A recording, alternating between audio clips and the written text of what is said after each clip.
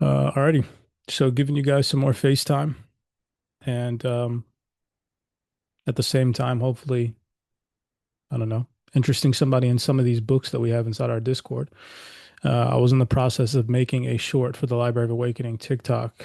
Um, shout out to everybody that has participated in following us here at CyberX as our Library of Awakening journey started only a couple of months ago, and we've already superseded 10,000 followers. So you guys are definitely liking some of the books that we have in our community. And so, diving into the Library of Awakening section, I was floating around in the expanded consciousness and human potential energy system section and came across a couple of different books that I want to just.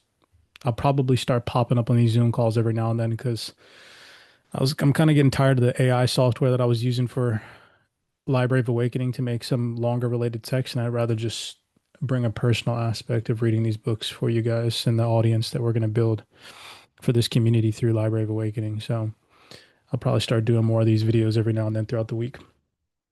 But the first book, this one's pretty crazy. This is called Ovid. I'm assuming that's a person, the Metamorphosis or something. I don't know if this is this person or what this means. I don't know if anybody wants to do a quick search and drop it in the chat and I'll read it. But Ovid the Metamorphosis, translated by A.S. Klin. So anytime I see the word translated, I'm like, oh, man, this book's got to be old, if it wasn't written in English originally. So I went and did the little just, chat GBT digging on this book. And it says here, this book was written, um, Metamorphosis was written by Ovid and was completed around 8 CE or 8 years AD. So just about 2,000 years ago. Or just slightly over 2,000 years ago. It says it is considered Ovid's masterpiece and contains 15 books and over 250 mythological stories centered around transformation, gods, man, creation, death, and rebirth. And then I dug a little bit into the table of contents, and this one was, I mean, it's deep, right? Some of the things in this table of contents, the primal chaos is how it starts off. The earth and the sea, the five zones, the four winds, humankind, all the different ages, giants, right? So you kind of get a gist of how deep this book goes. So that one was interesting. I found that one in the expanded consciousness section. Then there was this one as well, The Secret Origins of the Bible. Um, Religious backdrop and religious research, seeing different people's perspectives and all the research that they've, found over the years from different authors is always so intriguing, regardless of what your personal beliefs are. I've always been interested in different people's perspectives about the Bible and where origins of the stories come from and where all these things originate. So this one was a good one. We won't dig too much into that one. Cosmic Consciousness was another option here. And this book, I always like these titles that are older than 100 years old. That's where you get the juice. You start to get, if you can find a book that's over 100 years old, definitely give it your attention. If you can find one that's over 200 years old or written from like the early 1800s, anything before 1850 is clutch, right? So this one's from 1905, over 100 years old. And this one was called Cosmic Consciousness. This one looked interesting as well. Simulacra and Simulation. I don't know if I'm saying simulacra. Simulacra. I think I'm saying that word right. Simulacra, maybe. But this one seemed deep as well. I don't know how old this one is. I don't think it's too old. It looks like a more recent book, like in the late or early 2000s. Yeah, 2008. Nothing special on that front, but still crazy table of contents. Um, I'm not going to read some of these because this is probably going to go on YouTube. So, but yeah, this one's seemed very interesting. But the one that I wanted to dive into today is titled The, scroll all the way up to the top, The Fifth Dimension, The Future of Mankind. And it's by a lady author named Vera Stanley Alder. Real quick, just to give you some context of the book here. This was first published in 1940, so it's not quite 100 years old, but mid 1900s, still worthy of our attention. Um, and it says she wrote this in 1940 during World War II, which gives the entire book a powerful historic backdrop, and that's what kind of caught my attention. Books that are written during major transformative events that happen in our human, not only psychology, but consciousness and physicality as well. The world was going through a major transition point in terms of our conscious awareness and what we were paying attention to. So I thought that I'd give this one some more attention, and I'm happy that I did. I read the first chapter, and the first chapter blew my mind. So then I went in and I picked the chapter that stood out to me, and the one that did was Men's Minds in AD 2040. I was like, well, okay, of course I'm going to read that because I'm hoping to be alive during that time, right? That's only, it's less than 20 years away. And it's honestly quite crazy what it talks about. So let's tap into that chapter real fast. I'm going to just read it 172 to 183, so about 10 pages. All right. So if you guys enjoy these and you're watching this from the outside in, do us that favor, smash that thumbs up button, subscribe to the platform. We do appreciate the love and the support, and it organically helps this channel grow. We don't pay for any advertisements. We're not going to partner with anybody once we get monetized or anything like that. We try to do everything original, which is why CyberX doesn't grow. And so you guys organically hitting the thumbs up button and following does help the platform grow. We do appreciate that love and the support. All right. All right. So let's scroll down. Let's click 172 and let's dive into this chapter. I haven't read it yet. This will be the first time that I'm reading it, but the first chapter blew my mind and this one stood out to me. So you guys will be reading this with me for the first time. Those of you all listening, you can see my screen, correct? It would be embarrassing if up to this point you couldn't. Correct. Cool. Thank you. Um,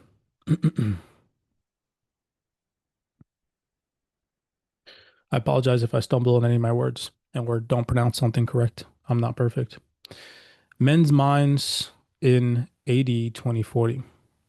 The future of men's minds is known to their superconsciousness and reflected from it into their subconsciousness, usually without making any impressions upon the brain at all. In the same way, the memory of the past development of the human mind is stored within the subconsciousness. The psychoanalyst has demonstrated how much lies buried beneath the threshold of everyday consciousness. This treasure store consists very largely of knowledge concealed in symbols, numbers, signs, and patterns, in conjunction with which color often plays an important part.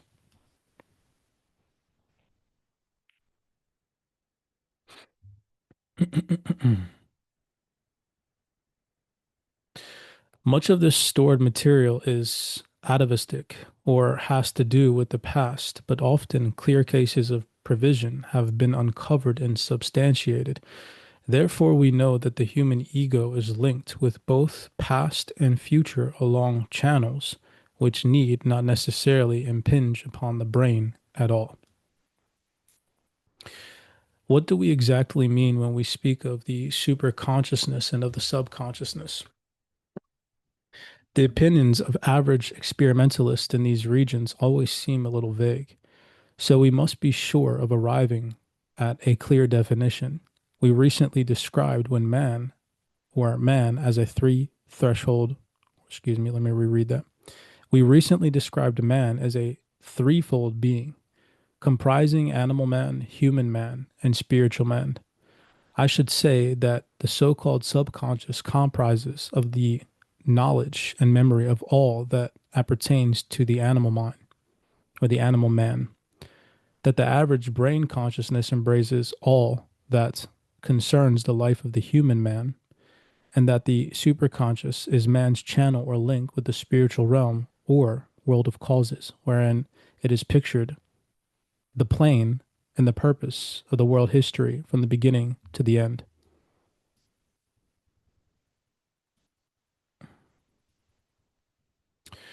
We can understand in this way how, through his human side, man is interaction with the physical world of the lower three dimensions.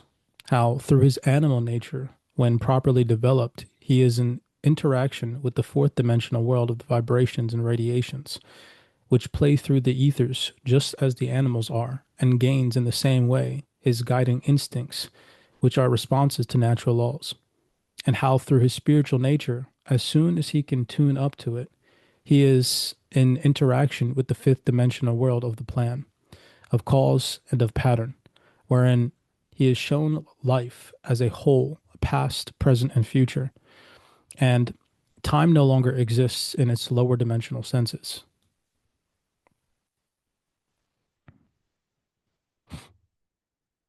In this realm, time, instead of spreading out through space, is converging into the great witness of which we spoke, and thus past, present, and future have come together, presenting one completed picture. Pause right there. Give me 1 second.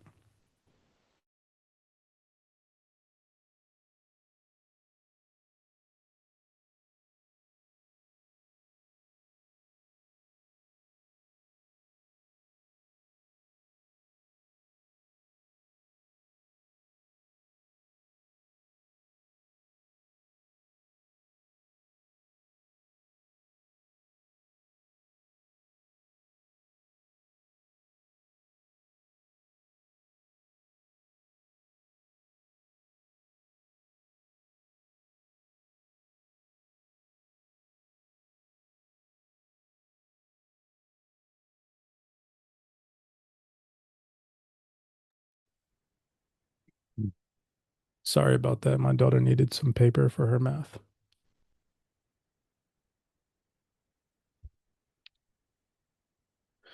In this realm, time, instead of spreading out through space, is converging into the great witnessness of which we spoke, and thus past, present, and future have come together, presenting one completed picture. When man can link successfully with his superconscious, he obtains infinitesimal, holy shit, infinitesimal, infinitesimal, infinitesimal flashes. What an interesting word. I've never heard that one before. Infinitesimal. Dude, fucking nailed it. Infinitesimal. What would I do without you, Al? You always come in clutch with the pronunciations. When man can link successfully with his superconscious, he obtains infinitesimal. That sounds so much better. Flashes of this completed picture of truth, which result in what we call intuition. I don't know why my brain wasn't processing the E in that word. Now that I look back, that's a good one right there. We now come to an interesting point. So long as man remains preeminently human man, he has to rely for his knowledge upon memory. That is to say, upon those facts which we have been imprinted upon his physical brain since birth. His knowledge, therefore, consists of a mass of facts, statements, and ideas communicated to him through other human beings. I was so weird. I was talking to somebody about this the other day. I don't remember who the heck it was, but we were talking about imagine like what you would do on a daily basis if you had never been programmed to like certain things or buy certain things or consume certain things and you just grew up on like an island, like an aborigine with like no awareness of the outside world, like what your decisions would be like, what your wants and needs would be like on a day-to-day basis. As soon as he is able to contact for himself through concentration, meditation, or contemplation, either deliberate or involuntary, dimensions higher than the physical, he begins to obtain first-hand information. He obtains this information in a realm not constricted to words, nor conditioned by time. This means that he can learn to obtain information instantaneously and eventually upon any subject. This means that memory, as we know it, is no longer so necessary. Men will come to realize that instead of having their brains packed with an assortment of facts, which they may or may not need, it is better to train the powers of the mind to develop concentration and one pointedness, or the power of tuning up to a certain vibration and sounding it forth steadily for as long as desired, thus contacting everything of affinity with it, so that they can at any time contact instantaneously any knowledge that they definitely require. This may sound fantastic or like a sound, excuse me, this may sound like a fantastic accomplishment, but man does it at the present time. Only so far he can tune in merely to those vibrations which have already been imprinted upon his brain. Someone says, cornfield, for instance, the word sounds its vibration or number and the tuning fork in his brain responds by pouring forth in a flood of memory all which has impressed upon it under that particular vibration. Enough to fill a book, may be rapidly called forth. And where does it all come from? Give me 1 second.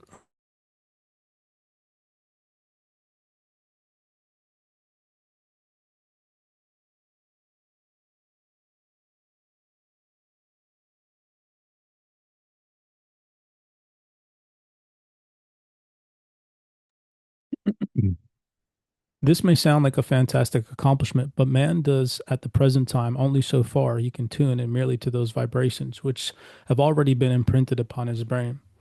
Someone says cornfield, for instance. The world sounds its vibration or number, and the tuning fork in his brain responds by pouring forth in a flood of memory all which was impressed upon it under the particular vibration. Enough to fill a book may be rapidly called forth. Where does it all come from? However, in this case, man will learn nothing new about cornfield. He will only mentally reiterate facts that have been stored. Whereas, if instead of using the receptive attitude, he learns deliberately to set up a certain vibration and hold it poised long enough, he will be able to draw to him, which is a positive and not a receptive action, much knowledge which is new to him. This practice will constitute a large part of men's future mental training and will take the place of memory. This is one of the fundamental differences between the mind of the future and that of today. Memory will gradually come to be considered as a primitive attribute used by the masses, while the intelligentsia employ a less cumbersome road to knowledge. Holy shit, that was deep. What the heck?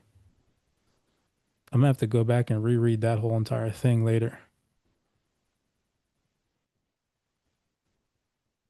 The chapter one of the book you recommended today or yesterday talks about how human memory, 3D memory, keeps us from achieving our higher intelligence.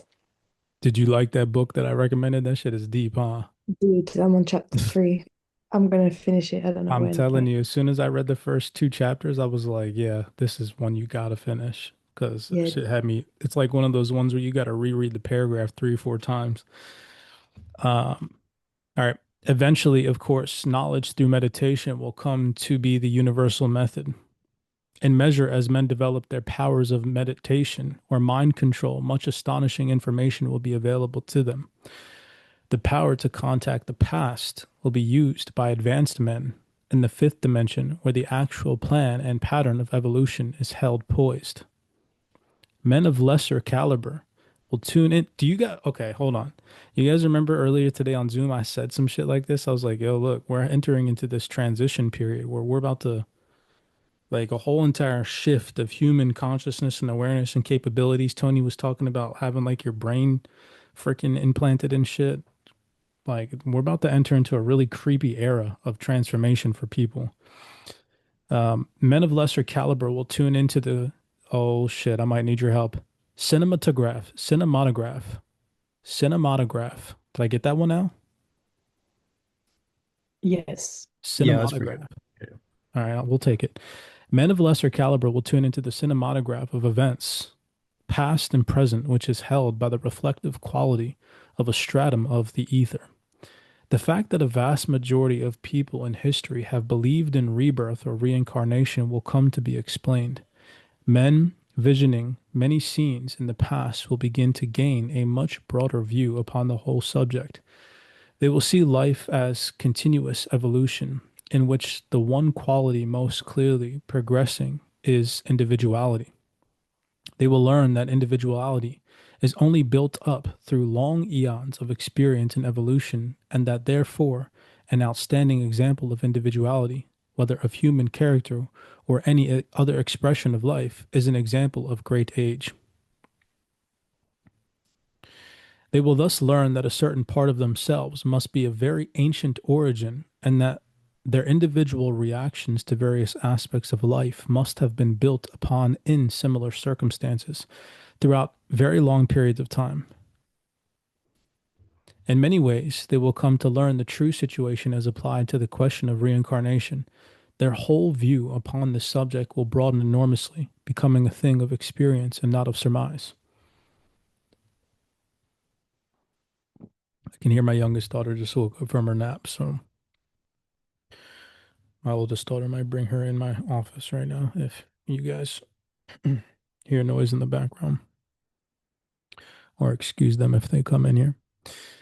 Through their growing intimacy with animal life, men will learn much about planetary and cosmic rays and radiations. They will discover how all things come under the radiatory rulership of various of these rays, to the degree that they may be said to be expressions of them in the physical matter. Their growing sensitivities will enable them to associate themselves with their own ruling rays and thus to set up a conscious link with the forces at work within their own lives. They will come to realize that individuality or innateness of aspects of their spiritual knowledge and of their soul character has been built up through the eons of experience upon or within other spheres than that of the earth, either of one of the known planets or of the globes unknown perhaps, even to average astrologists. They will learn that reincarnation does not only constitute cycle reappearance upon this earth, but upon other globes or spheres of life as well. Like an insect emerging from the cocoon, their minds will come out of a tiny prison of darkness into a world of illumination and of possibilities of endless horizon. Consciousness will be released from its focus in the flesh and will find itself free in the fifth dimension, the kingdom of heaven born thereto in the arms of love, the radiations of the fourth dimension veiling the heart of Christ. Men will not be content with intimacy with animal life only. Damn, that sounds like some crazy, like spiritual shit that I'm on right now. The mineral and the vegetable kingdoms will claim their earnest courtship as well.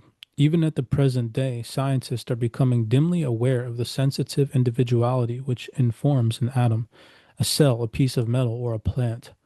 All of these are now known to breath, to discriminate, to suffer pain and pleasure, fatigue and stimulation. Wow, that was abrupt. Holy crap. Snorted water.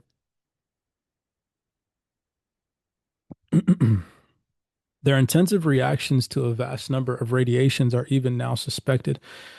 The supposition that the amazing instincts which guide beasts, bird, and insect may in reality be conscious, intelligent responses to information conveyed by radiations, sometimes over immense distances, has already been put forward. It has been suspected that living wireless receivers to these radiations are carried by all creatures in the form of hair, feather, and antenna. And the next step will be a strong realization of the creative, intelligent, living conscious with, excuse me, let me reread that sentence. The next step will be a strong realization of the creative, intelligent, living consciousness which move thinly veiled beneath the physical forms of animal, vegetable, and mineral life.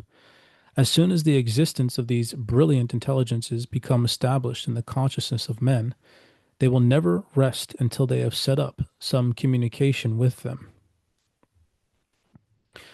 This they will succeed in doing through the medium of radiations.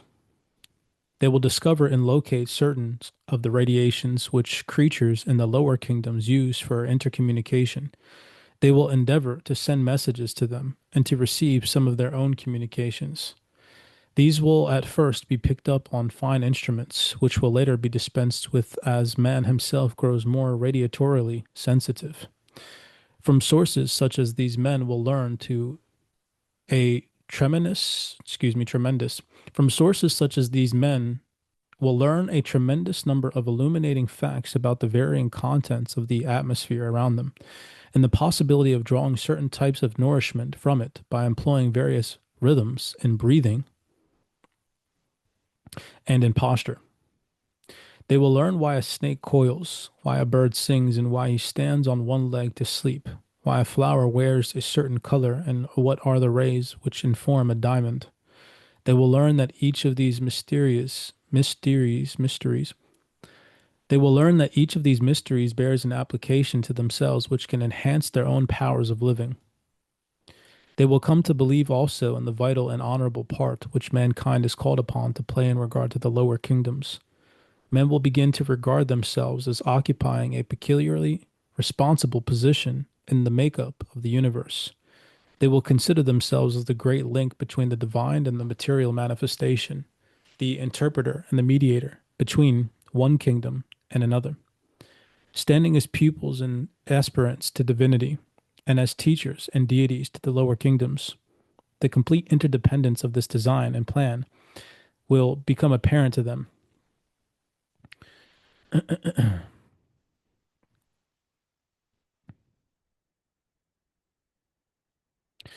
Henceforth, the thinking man will hold himself with the same dignity, care, and responsibility as a king or president must do vis-a-vis his dependent subjects today. He will come to consider himself as an infant. Oh shit, that's that word again. Infinitesimal.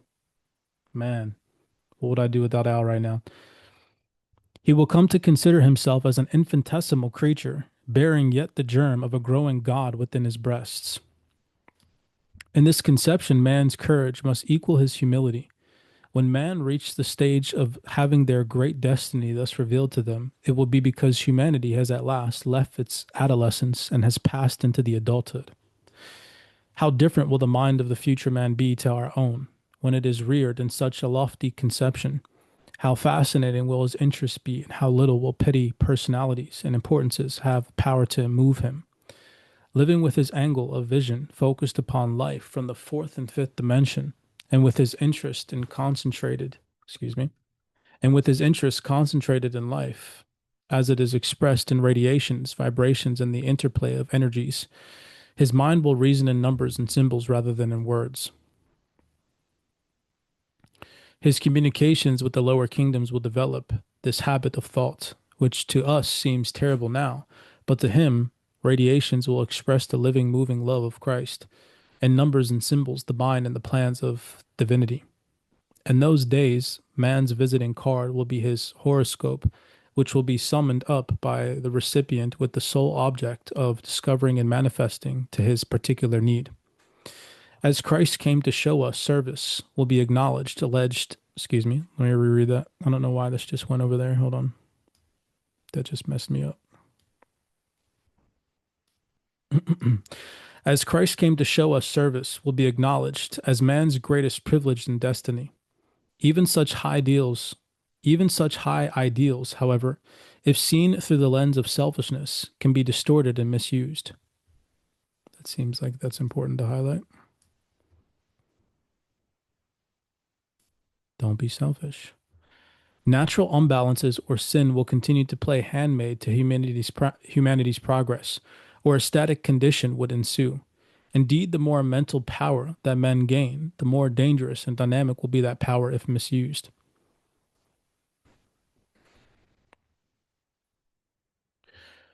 They will no longer commit crude physical crimes such as theft, rape, and murder. Their sins will take a mental or a radiatory form and be the more far reaching for that. The weapon of the controlled mind will become a terrible temptation to those who still harbor the germs of the power of lust and personal ambition. They will be largely safeguarded by the fact that dissimulation will no longer be possible to any great extent among their highly sensitized companions. Thought reading and telepathy will have become very prevalent gifts. Holy shit. And measure as communication through interpretation of numbers, symbols, and radiations and progress, and as the power of telepathy strengthens, so will the use of word decrease. The vast sea of repetitive, yo, this is wild. Camille, have you ever, or Al even, have you ever studied how we started like communicating with people long, like thousands of years ago? It was like through this means where we like communicated by just looking at each other and talking through our like brain waves and shit. And now this is like talking about how we're going to be in the future again. Yeah, Not specifically, but at the start of this reading that you did, it used a word I hadn't seen before, and I looked it up. I forget what it is now. Atavistic, atavistic, yeah. Which the definition was here, say it better than I can. Um, Biology, the reoccurrence of a trait reappearing after an absence of one or more generations due to a chance recombination of genes. So essentially, what you're saying is how we used to communicate without words. We've already been this before. That was our past. it's also our future, which is what this guy's saying. Like, what we were, we actually are. We've just forgotten it, or we're using quote memory, which is some crude form of thought. But we're going to get back to thinking as you're proposing right now.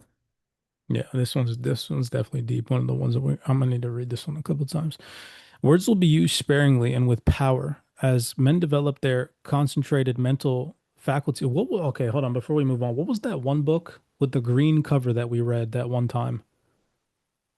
Do you remember that one? I do. I saw it when I was looking for this book. I forget the title, but I'll find That it and get you. that's what this book reminds me of. This part right here when we covered that book. All right, words will be used sparingly and with power as men develop their concentrated mental faculties. The words they utter will automatically be imbued with force and productivity of strong chemical and electrical influences. This will ably, this will ably, this will ably be demonstrated by scientists in the study of effects to be achieved by chanting, singing, and rhythmic or poetic speaking will come to the fore. This growing science will be used for development, for healing, and for intercourse with non human individualities. One of the greatest events which our near ancestors will experience will be the wearing away of the subtle veil which now separates the so called living from the so called dead. Strangely enough, the result of this will not be a close communion between the two. People will learn to leave their departed connections in peace to pursue new tasks, gain new experiences, and profit from a complete change and rest from earthly living. Only in certain cases and certain times will those in the flesh work and communicate with their disembodied relatives and friends. This will mostly take place during sleep, and thus much abused occupation will be given its vital importance in men's lives.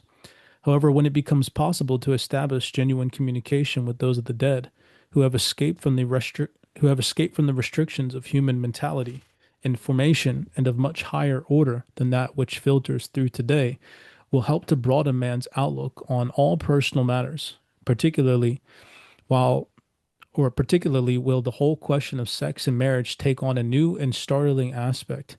Many secrets related to sex will come to light. They will provide the basis for a new modeling of social foundations and enabling the world to be remade from its very roots, and producing the final clue to the future science of living, the science of the group. I believe that was it. I think that was the last page of the chapter. Yep. So pretty simplistic read. Al, thank you for your help. I appreciate the pronunciation and the little definition that you gave us there. This one came across to me as an interest, and that was the first time that I read this chapter. So yeah, all the way from start to finish, that one was a very good read. I'll probably go back and read this again when I go through the entire book. But yeah, nonetheless, I hope that you guys enjoyed that. Like I said, I'll probably start to do these throughout the week more frequently as I want to make more content for the Library of Awakening YouTube, more lengthy videos that aren't just shorts, just to show everybody a little bit more in depth some of the books that we have. This one was found in the Expanded Consciousness Human Potential Energy System section. I said that out of all the sections in the Library of Awakening, my two most favorites are probably the Ancient Wisdom Symbolism and the Expanded Consciousness section. Some really crazy deep books here in these two sections. So go check them out. As always, many blessings to you guys. Enjoy the rest of your evenings. And I'll talk to you guys next week. I'll be on Aqua's call later today in a couple of hours. So see you guys later. Everybody take it easy. Love and light. Beautiful.